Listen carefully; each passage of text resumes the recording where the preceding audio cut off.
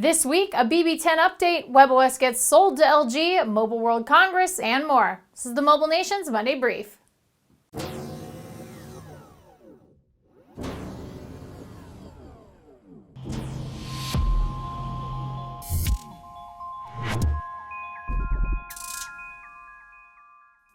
Greetings, mobile delegates. I'm Ashley Esqueda, and you're tuned in to the Mobile Nation's Monday Brief.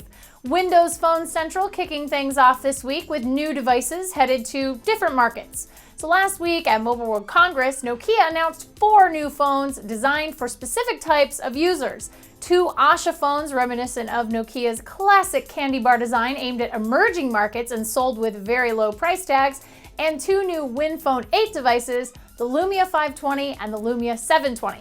The 520 is pretty similar to the Lumia 620, a phone our very own Danny Rubino really loved in his review, but the 520 has a larger screen and wireless charging cases available.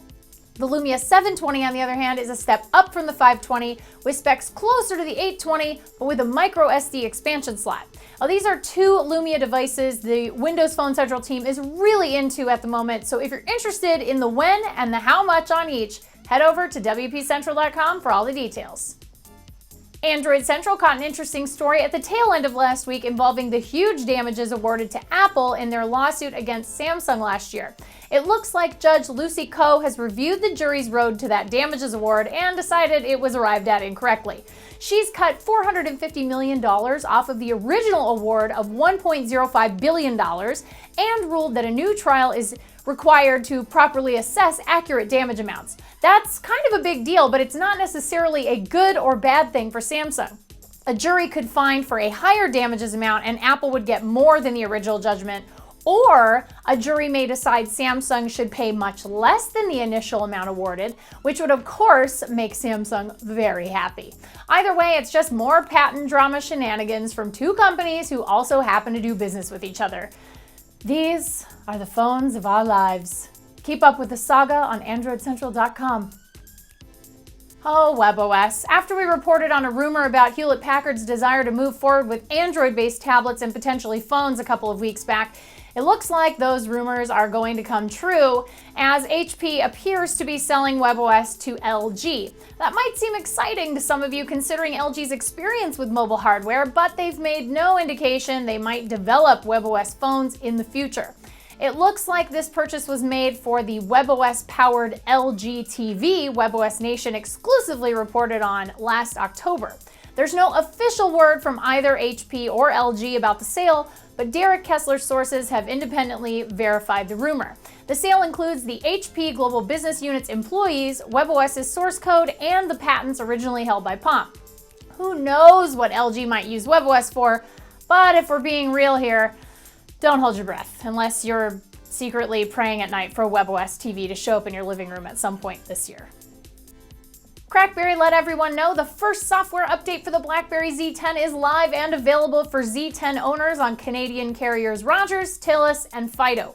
The changelog was posted on the Inside BlackBerry blog and touts updates like third-party app performance increases, various phone, calendar, and contact fixes, an adjustment for the camera and low light settings, video playback improvements, always nice, and battery life tweaks. This is obviously the first of many updates from BlackBerry for the Z10, and the fact that it's going OTA so soon is a good sign they're committed to making changes quickly and efficiently.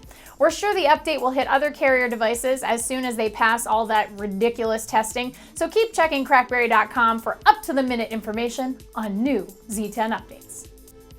Last week on iMore, there was a podcast team-up with Debug and Iterate joining forces to discuss human interfaces of various software implementations and their potential future. iMore's Renee Ritchie, Mark Edwards of Bjango, Guy English of Kicking Bear, Lauren Brichter of 8-Bits, and Double Twist Sebastian DeWitt all sat down together to brainstorm about where they think each human interface is headed and if we're hitting sort of a future tech tipping point with them.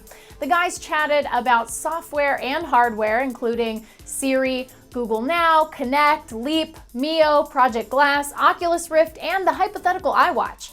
There is so much to think about in this particular podcast, and it's also really fun to listen to 2 podcasts collide, so head over to imore.com and give it a listen. It's pretty good.